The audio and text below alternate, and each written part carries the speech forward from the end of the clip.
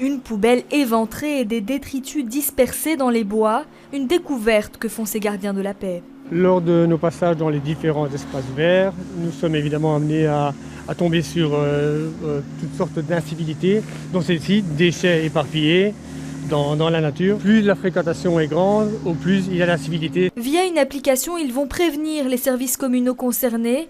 Malgré que les gardiens de la paix sensibilisent le public au bon usage des espaces verts, depuis la crise sanitaire, les incivilités de ce genre sont de plus en plus nombreuses. Vu la surfréquentation pendant le confinement, il y a des chemins qui se sont créés naturellement dans cette zone. Cette zone est une zone qui est protégée, enfin qui devrait être protégée.